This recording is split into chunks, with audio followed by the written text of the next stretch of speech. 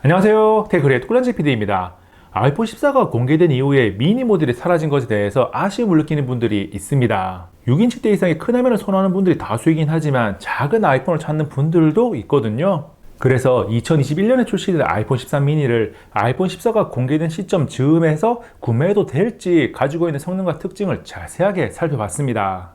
아이폰 14 미니를 본격적으로 살펴보기 전에 하나의 표로 정리된 스펙을 보면 아이폰 14 일반 모델과 비교해서 이것저것 차이가 있긴 하지만 많이 떨어지지는 않아요. 크기가 다르다 보니까 아이폰 13 미니가 자연스럽게 침투해서 세 가지 중 하나를 골라보라고 하는 느낌이 들기도 합니다. 가격은 아이폰 14 공개와 함께 해외는 $100 내려갔는데 국내는 환율 상승을 이유로 동결되어서 95만원부터 시작합니다. 256기가는 109만원, 512기가는 136만원이에요. 아이폰 14 미니의 디자인은 뒷면부터 보면 듀얼 렌즈가 대각선으로 배치된 카메라 섬이 특징적인데 렌즈의 크기가 제법 많이 큰 편이고 가운데에 사과 로고가 있습니다. 그리고 프레임과 앞뒤 모서리가 만나는 부분은 각진 형태고 4개의 모서리는 둥글게 처리했어요. 프레임이 각져 있다 보니까 한 손으로 쥐었을 때 손에 닿는 느낌이 약간 거북하다고 느낄 수 있는데 크기가 워낙 아담하다 보니까 그립감이 최상은 아니더라도 한 손에 쏙 들어오니까 충분히 괜찮습니다.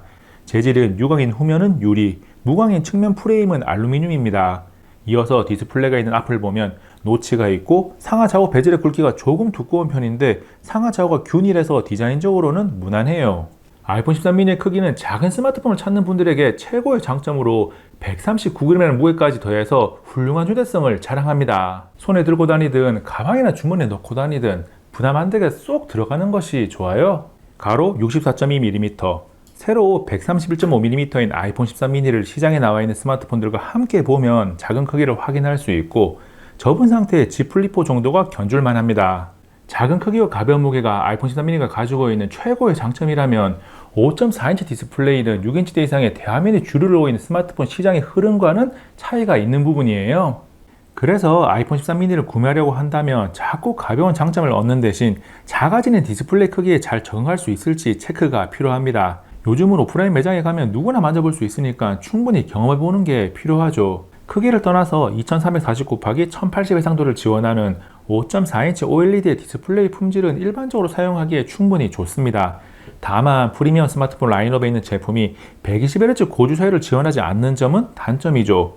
유튜브 영상을 보면 4K 60프레임 HDR 재생 옵션이 가능하고 색감의 표현이나 명암의 표현 등 전반적으로 사용자가 불만이 생길 만한 부분은 없습니다. 그리고 화면 밝기는 100% 설정해서 841.1니트까지 나오는데 밝기를 조절해보면 75%를 넘으면 급격하게 화면 밝기가 올라가고 그 이하에서는 상대적으로 낮습니다. 그래서 화면 밝기 측정값이 75%가 274.4니트, 50%가 152.3니트가 나와요. 아이폰 13 미니의 디스플레이를 다른 스마트폰들과 함께 놔두고 보면 분명히 작은데 비교 대상 없이 덩그러니 놔두고 보면 또 그럭저럭 볼만합니다.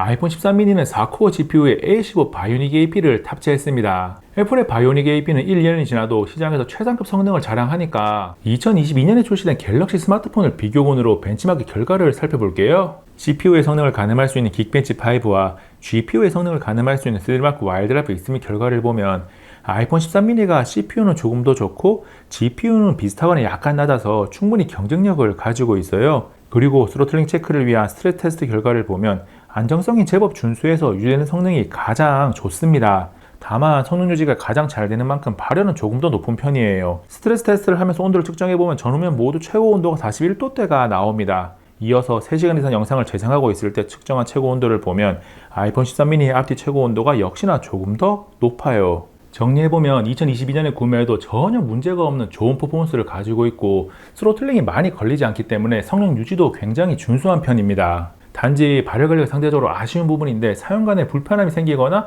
문제가 발생할 정도는 아니에요. 퍼포먼스에 이어서 메모리 이야기를 해보면 아이폰 13 미니는 4기가 램을 탑재하고 저장 용량은 128, 256, 512기가가 있습니다. 저장 공간의 용량은 취향에 따라서 선택하면 되는 문제고 4기가 램을 탑재한 것은 당장 일반적인 사용간에 불편함을 주지는 않지만 나중에 OS 업데이트의 기준점이 되기도 하기 때문에 조금 아쉬워요. 같은 시기에 나온 아이폰 13 프로나 1년 뒤에 나온 아이폰 14 일반 모델이 6기가 램을 탑재한 것을 보니까 아쉬움이 조금 더 커집니다.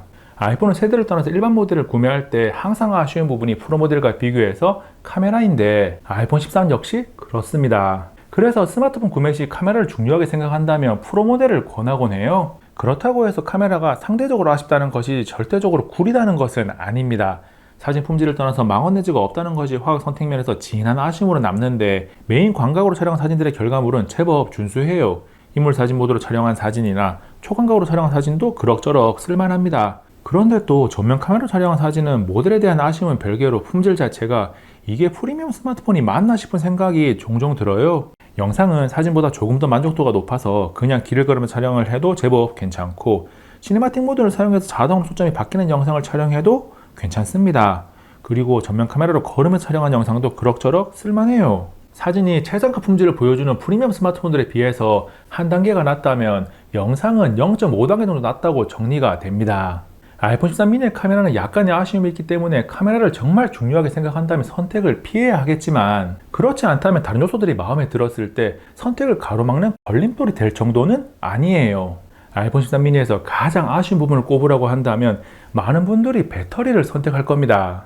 물리적인 배터리 용량이 2406mAh로 상당히 적은 편이거든요. 이번에도 2022년에 출시된 갤럭시 스마트폰들과 영상재생 배터리 테스트 결과를 보면 배터리 용량 차이에 비해서는 절대적인 사용 시간은 차이가 크지 않습니다. 배터리 사용률이 눈에 띄게 더 좋아서 물리적인 한계를 소프트웨어로 조금은 극복을 했어요. 하지만 결국 다른 스마트폰들보다는 자주 충전을 해야 하니까 아쉬운 점이라는 사실은 변함이 없습니다. 배터리의 스피커는 스테레오를 지원하는데 훌륭한 것은 아니고 평범해요. 소리의 선명도나 밸런스는 기본은 갖췄다라고 할 수 있는데 울림이 느껴지지 않아야 될 부분에서도 항상 울림이 있는 것이 아쉽습니다. 지난 세대 스마트폰을 선택할 때 OS 업데이트에 대한 걱정을 하기 마련인데, 아이폰은 그런 걱정으로부터 자유로운 편이죠. 2022년 iOS 16 업데이트가 2017년에 출시된 아이폰 8까지 적용되었으니까 아이폰 13 미니도 최소 4년 정도는 OS 업데이트가 이루어질 것으로 예상돼요. 그 밖에 지금까지 언급하지 않은 내용들을 정리해보면 IP68 방수 방지 능력을 가지고 있고 와이파이 6, 블루투스 5.0, UWB를 지원합니다.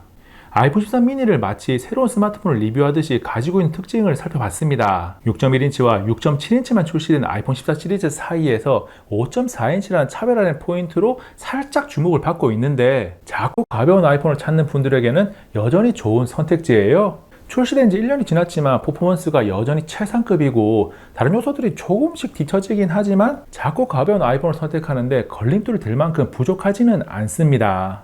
이번 영상은 여기까지. 다음에 또 만나요. 안녕. 잠시만요. 가지 마시고 이 영상 한 번만 봐주시고 가세요. 정말 열심히 만든 영상이거든요. 아니면 이 영상 봐주셔도 괜찮아요. 이 영상도 정말 심혈을 기울여서 만들었습니다. 재밌어요? 나름이요. 둘 중에 하나는 이미 누르셨죠? 이게 여기까지 보고 계시면 안 되는데 이미 누르셨어야 되는데.